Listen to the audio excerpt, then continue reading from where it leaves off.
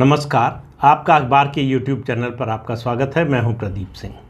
कांग्रेस के दो राज्यों के दो क्षत्रप हैं जिनको समझ में नहीं आ रहा है कि कब तक धैर्यपूर्वक इंतज़ार करें, कब पार्टी हाईकमान यानी गांधी परिवार उनकी सुनवाई करेगा, कब उनको न्याय मिलेगा, कब उनको उनका उचित हक मिलेगा, कब उनको वो मिलेगा जिसका उनको प्रॉमिस किया गया था, जिसका वादा किया गया था, जिसकी प्रतीक्षा वो काफ़ी समय से कर रहे हैं।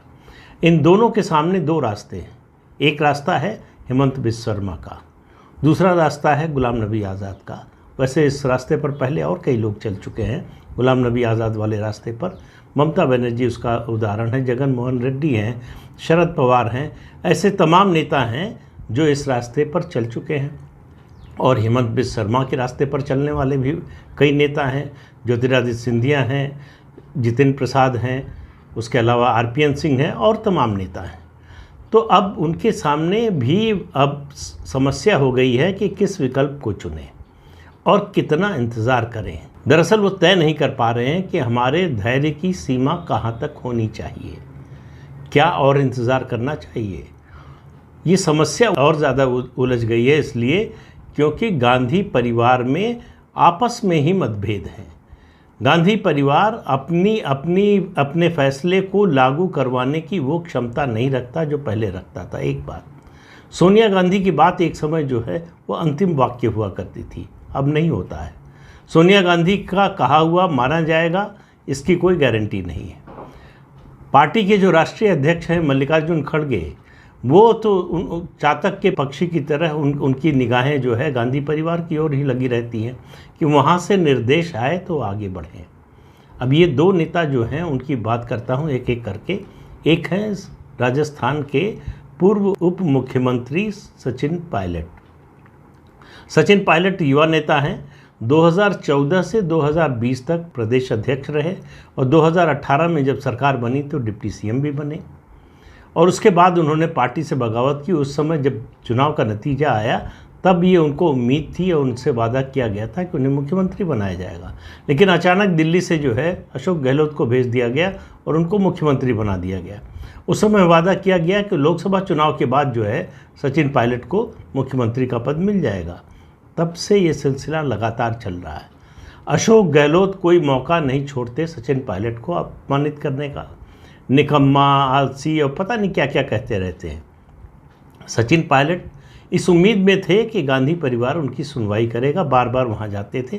2020 जुलाई में आपको याद होगा उन्होंने बगावत करने की असफल कोशिश भी की, लेकिन वो चैप्टर मुझे लगता है अब बंद हो गया। बीजेपी के साथ जाने का विकल्प उन्होंने बंद कर दिया है और बीजेपी भी बहुत ज़्यादा उत्सुक अब नहीं है। राजस्थान में राजनीतिक परिस्थिति जिस तरह की बन रही है उसमें भारतीय जनता पार्टी के लिए 2023 का विधानसभा चुनाव जीतना बहुत कठिन नहीं होगा। ऐसे में भारतीय जनता पार्टी को किसी बाहरी शक्ति की, बाहरी नेता की या बाहरी समर्थन की ज़रूरत नहीं है।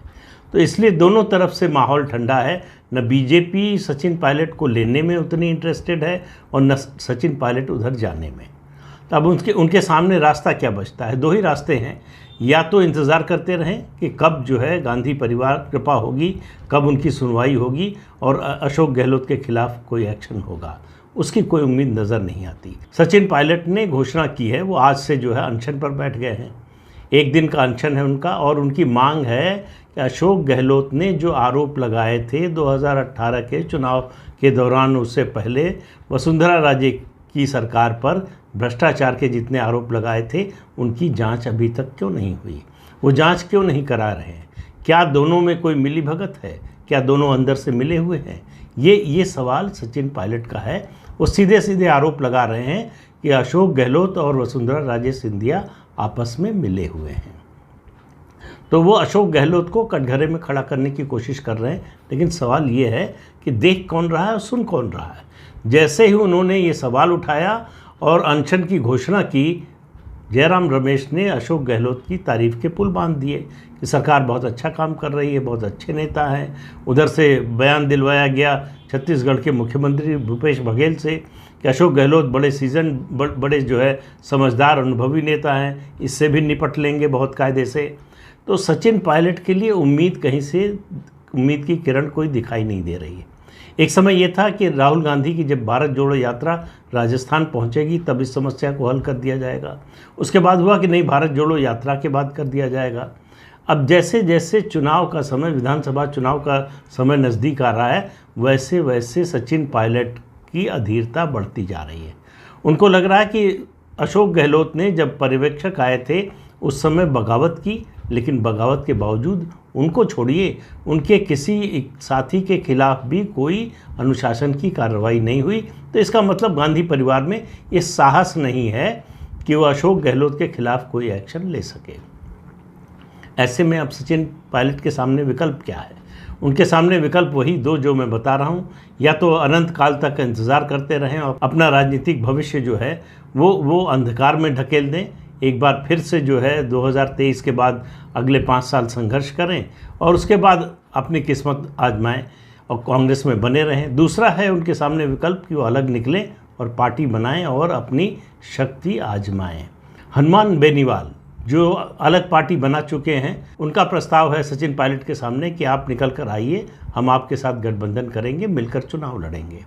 लेकिन सचिन पायलट अपने पत्ते खोल नहीं रहे हैं। दरअसल सचिन पायलट तय नहीं कर पा रहे हैं।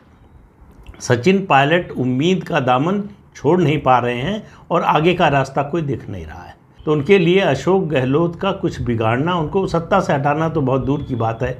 मतलब जब तक उनका कार्यकाल है, अब वो संभावना तो पूरी तरह से खत्म हो चुकी है।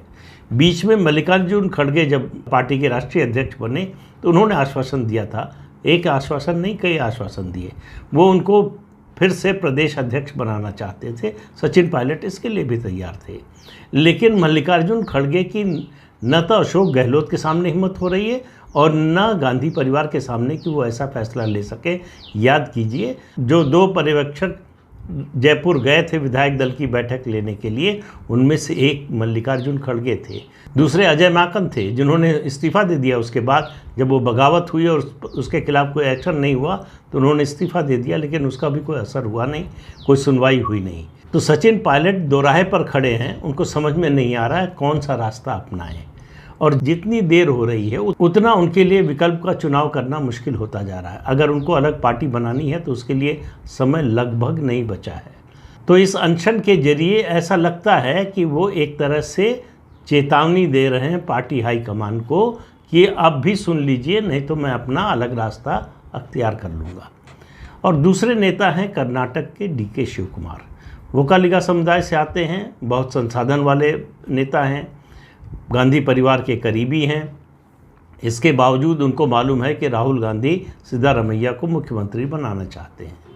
मुख्यमंत्री के लिए भले ही वो दावा पेश करते रहें, वो मुख्यमंत्री बन पाएंगे, इसमें बड़ी शंका है।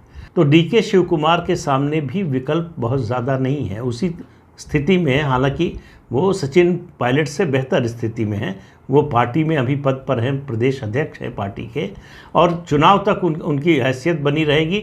देखिए, प्रदेश अध्यक्ष अगर सचिन पायलट बन जाते, जिस तरह से DK शिव कुमार हैं, तो कम से कम उनको टिकट वितरण में उनकी से होती, उनकी सुनवाई होती, उनके लोगों को टिकट मिलता। राजनीति में इस बात का नेता के लिए बहुत महत्व होता है कि वो अपने समर्थकों को टिकट दिला सके चुनाव में। अगर वो भी नहीं दिला सकता तो समर्थकों की संख्या घटने लगती है। वही होगा सचिन पायलट के साथ अगर बने रहते हैं तो, क्योंकि वो न तो चुनाव समिति में हैं, न प्रदेश अध्यक्ष हैं, न डिप्टी CM रहे, तो इसलिए उनको उनके लोगों के लिए सिफारिश कौन करेगा, उनके लोगों के लिए लड़ेगा कौन बैठक में। लेकिन DK शिव कुमार की स्थिति उससे बेहतर है, वो अपने लोगों को टिकट दिलाने की स्थिति में है, लेकिन उनका प्रभाव क्षेत्र बहुत लिमिटेड है। उनके सामने विकल्प ये है कि जिस तरह से लगातार JDS यानी जनता दल सेकुलर, HD देवगौड़ा के परिवार की पार्टी, उसका धीरे धीरे क्षरण हो रहा है। उनके लिए एक अपॉर्चुनिटी है कि वो वोकालिगा समुदाय को इकट्ठा करके एक नई पार्टी बना सकें, वो भविष्य के JDS बन सकें। ये संभावना उनके बारे में ज़्यादा है। दोनों की अभी राजनीति काफ़ी लंबी बची हुई है। सचिन पायलट की तो बहुत लंबी बची हुई है, DK शिव कुमार भी अभी बूढ़े नहीं हुए हैं, सिद्धारमैया से तो जवान ही है। इसलिए दोनों के लिए फैसले की घड़ी आ गई है। DK शिव कुमार ये फैसला 13 मई के बाद लेंगे। अगर कांग्रेस सत्ता में आती है और उनको मुख्यमंत्री नहीं बनाया जाता है तब भी कोई फैसला लेना पड़ेगा, और अगर सत्ता में नहीं आती है तब भी उनको कोई फैसला लेना पड़ेगा। दोनों परिस्थितियों में विकल्प वही दो हैं, हेमंत विश्व शर्मा का रास्ता या गुलाम नबी आज़ाद का रास्ता। गुलाम नबी आज़ाद का रास्ता ज़्यादा कठिन है, अपने से पार्टी खड़ी करनी पड़ती है, चाहे वो ममता बनर्जी रही हो, चाहे शरद पवार हो, चाहे जगन मोहन रेड्डी हो। लंबा संघर्ष करना पड़ता है और जनाधार जुटाना पड़ता है, नए सिरे से संगठन खड़ा करना पड़ता है। इसके लिए बड़ा जुझारूपन चाहिए होता है। क्या ये दोनों नेता वैसा जुझारूपन दिखाने में सक्षम हैं? एक सवाल ये है। आसान रास्ता है हेमंत विश्व शर्मा का, दुनिया की सबसे बड़ी पार्टी, देश की सबसे बड़ी पार्टी, सत्तारूढ़ पार्टी के साथ चले जाने का। लेकिन मुझे नहीं लगता कि ये दोनों नेता अभी इस विकल्प पर विचार कर रहे हैं। सचिन पायलट के लिए तो अभी मुझे लगता है कम से कम 2023 के चुनाव तक इसकी संभावना बहुत ही कम है।